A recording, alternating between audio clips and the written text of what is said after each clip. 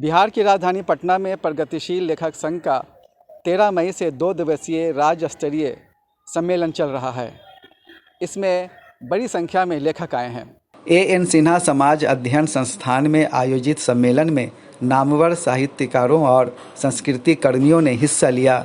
इनमें बिहार के विभिन्न ज़िलों से आए लगभग 150 प्रतिनिधियों के अलावा पंजाब, दिल्ली, झारखंड और उत्तर प्रदेश से आए अदीबों और दानिश्वरों ने हिस्सा लिया। सम्मेलन के विशिष्ट अतिथि रिटायर्ड IPS अफसर विभूति नारायण राय थे। सम्मेलन के दौरान लोकतंत्र पर बढ़ते हमले, हिफाजत में उठते कदम, नफरत की सियासत और लोकमत, वर्तमान समय में लेखकों की सृजनात्मक बाधाएं और बिहार की लोक भाषाओं के साहित्य में प्रतिवाद के स्वर पर प्रतिभागियों ने अपने विचार प्रकट किए। सम्मेलन के दौरान जहां कर्नाटक में भाजपा की हार का जिक्र किया गया, वहीं देश को तानाशाही से मुक्त कराने का संकल्प भी लिया गया।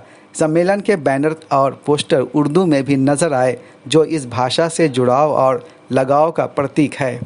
इस अवसर पर हमने विभूति नारायण राय से बात की। ये वही विभूति नारायण राय हैं जो IPS अफसर हैं और शहर में कर्फ्यू जैसे नॉवेल के लिए चर्चित हैं।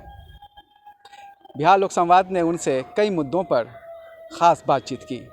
देखिए, पहले भी सांप्रदायिक दंगे जो भारत में होते थे वो राज्य की असफलता के नमूने के तौर पे मैं देखता था, लेकिन अभी तो थोड़ी दिक्कत ये हो गई है कि अब ये कहना भी उसे थोड़ा हल्के से लेना है। तो कई बार बड़ा कॉम्प्लिसिट किस्म का राज्य, मतलब उसमें खुद शरीक राज्य दिखाई देने लगता है। ख़ास तौर से जो ये जो मॉब लिंचिंग हुई है ना, गोकशी के नाम पर या इस तरह के उसमें, तो उसमें तो कई बार लगता है कि राज्य जो उसकी संवैधानिक भूमिका है वही निभाने से इनकार कर रहा है। तो थोड़ा फ़र्क ये आया है अब सांप्रदायिक दंगे जो हो रहे हैं और जो पहले हुआ करते थे। फिल्म इंडस्ट्री भी तो भारतीय समाज से ही जुड़ी हुई है ना, जो बनाने वाले उसको जो निर्देशित करते हैं, जो कहानियाँ लिखते हैं, पटकथाएँ लिखते हैं, वो सब इसी समाज से आ रहे हैं। तो हमारे समाज में जो कुछ हो रहा है उसको तो वो रिफ्लेक्ट करेगी।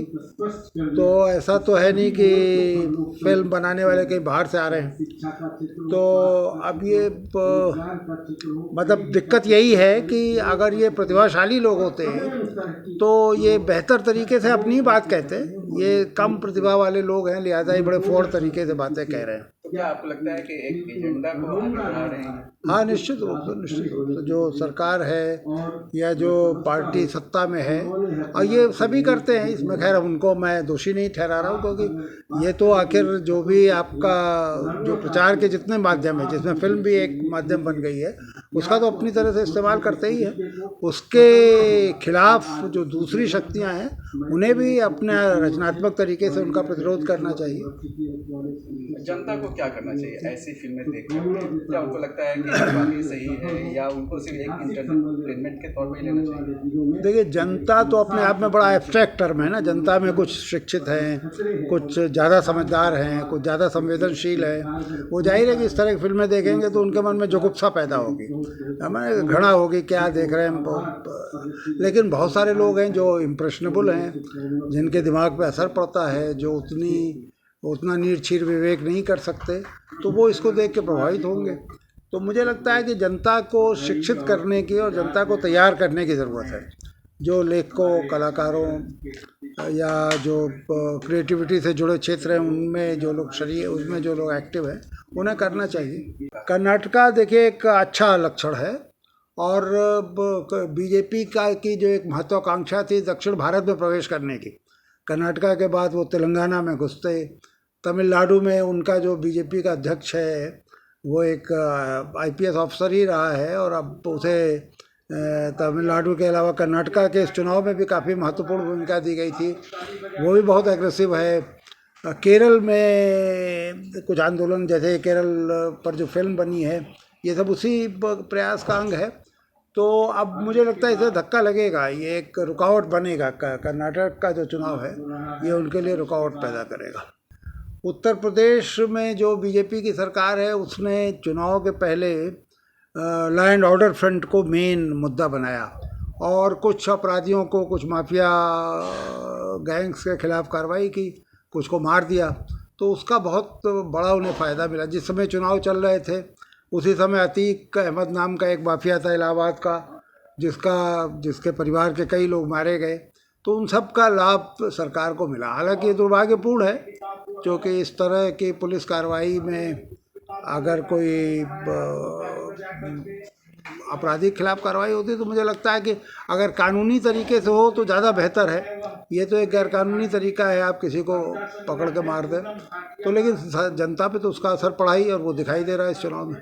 अब ये दुर्भाग्यपूर्ण है। देखिए इतिहास, आज ही इस कार्यक्रम में जो स्वागताध्यक्ष थे उन्होंने, वो इतिहासकार है, उन्होंने जायसवाल जी ने बहुत बढ़िया बात कही कि भाई देखिए इतिहास का तो वैज्ञानिक चेतना से इतिहास जुड़ा होना चाहिए और इतिहास के खास तरह के टूल्स होते हैं। इतिहास में ये नहीं होता कहा गया था, सुना गया था, ये पौराणिक गाथाएं हो सकती हैं। तो इतिहास को जब आप बदलें तो आपको फिर उसके लिए प्रामाणिक तरीके से उसके सबूत देने पड़ेंगे, जो दुर्भाग्य से नहीं हो रहा है और एक खास तरह के एजेंडा के तहत इतिहास बदला जा रहा है। तो ये भी अपने आप में बहुत अच्छा लक्षण नहीं है।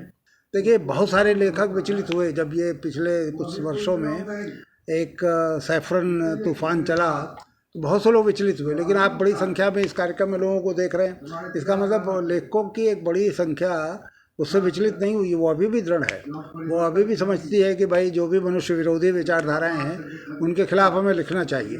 तो मुझे लगता है कि हमारी भूमिका महत्वपूर्ण रहेगी। मैं ये जानता हूँ कि साहित्य असर डालता है और सटल असर डालता है, धीरे धीरे परिवर्तन आते हैं लोगों के सोचने के तरीके में। जो वैल्यू सिस्टम है, जो बहुत सारे खतरे हमारे सामने, उनसे साहित्य में सतर्क करता है, तो साहित्य का असर तो पड़ता ही है। पहले देखिए ये ब्लॉक प्रिंटिंग होती थी, फिर प्रिंटिंग प्रेस आ गया, फिर ऑफसेट प्रेस आ गए, अब इंटरनेट आ गया, कंप्यूटर आ गया।